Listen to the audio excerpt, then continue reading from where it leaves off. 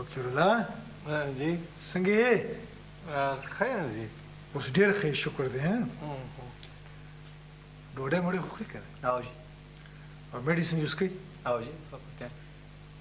بیا خو دې نشه نه ده کړې؟ نه نه نه مې ده. شاباش شاباش شاباش. ښه دی اوس انشاءالله ډېر ښه دی، ډېر امپرومنټ دی. چې کوم میډیسن درته ما لیکلي دي او کوم چې اوس تاسو ورته د استعمالوی لګئ هغه جاري ساتئ. هغه میډیسن به یو میاشت نور هم جاري وي. هغې نه پس زه بیا ګورم. صحیح دی. ټیک شو فقیر الله؟ نشه نه ښه؟ شاباش شاباش. اوکې دا پرېږده. ورځه ورځه.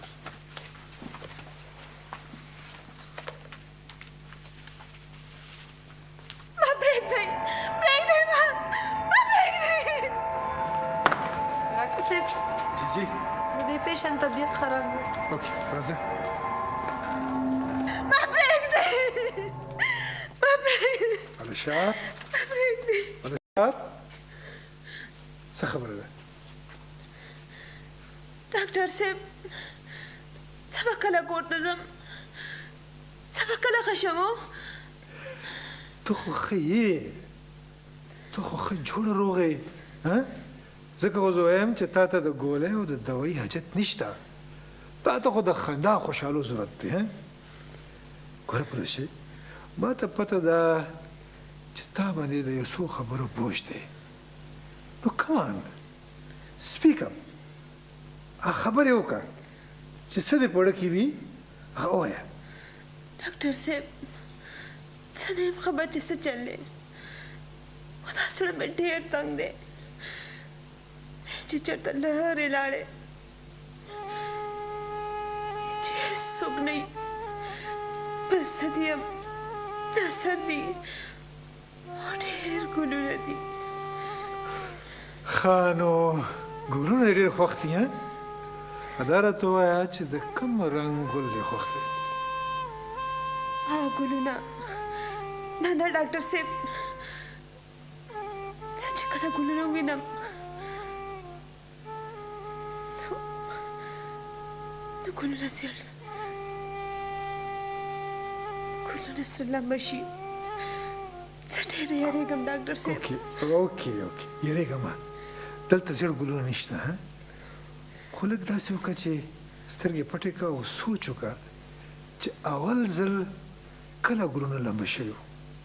هغه پخوا، ډېر پخوا ډاکټر صاحب، کله چې زه وړه وم په سکول کې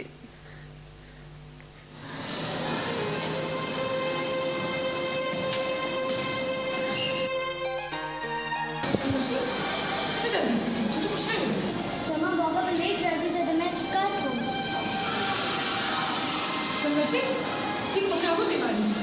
ما نه دی والی. ماته نشته پته. تو کوس ونګه زه زما پرنسپل ته یم چې تا د سکول مو باسي. میډم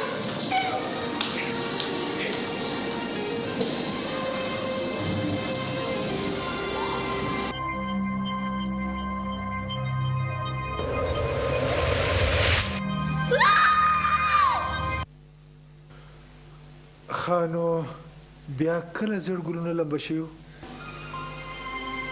بیا هغه ورځ زما کویدن وه ډاکټر صاحب، خلک راغلي وو زما په لاسونو او په غاړه کې زیړ ګلونه وو چې سوال جواب راغی. هلکه اکسیډنټ وکړو. خلکو ویل چې جینۍ سپېره ده. ځای په ځای پرېښودم او ټول خلک لاړل او کویدنه نه شوه. ډاکټر صاحب یو ځل بیا زیړ ګلونه سرې لمبې شول. ما سره داسې ولې کېږي